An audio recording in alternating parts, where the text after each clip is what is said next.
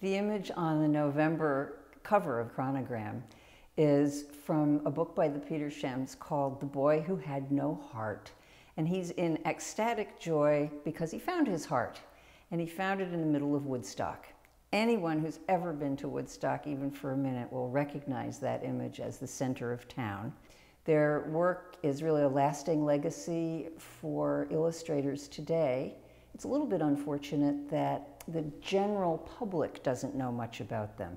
I was fascinated by the nature of their lives together. It's a love story, quite a remarkable love story of two people who under normal circumstances would never have met nor fallen in love, but they fell in love across a drawing board and stayed there for the rest of their lives.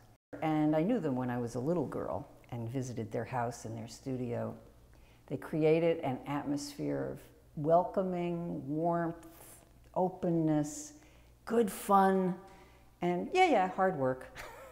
But what they did when they're going to work was they turned on heel, walked through the great big door into their studio, closed it, and all we could hear was laughter, music, silence.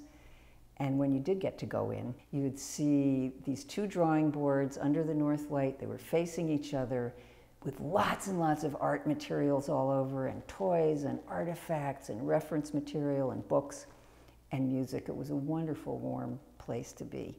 The Petershams, when they created an illustrated book, would start with a tissue paper dummy. You could do this, fold a bunch of pieces of paper in half, and you've created a book. And they actually did the writing and sketching and layout of the book right there, just like that, with an ordinary old No. 2 pencil. You'll see in their very early work real reference to Miska's Hungarian roots. There's a lot of very strong color and folk art motifs in the illustrations for the poppy seed cakes, for example. And that strong color goes with some really amazing draftsmanship. They also were, as many children's book illustrators and writers were at the time, highly influenced by the contemporary advertising climate. And you'll recognize in their work a lot of images that resonate with anyone who's looked at ads from the 30s and 40s, and some of the poster art of that era from here and European as well.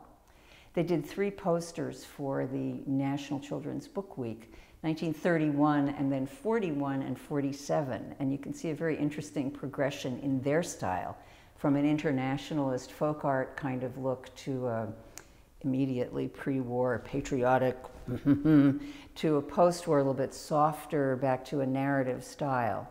And actually those 3 posters are kind of an exemplary story of their artistic evolution. But for some reason their work has been forgotten since their deaths, unlike some of their contemporaries. So I undertook this project partly to reclaim their legacy, or maybe remind the world a little bit about them.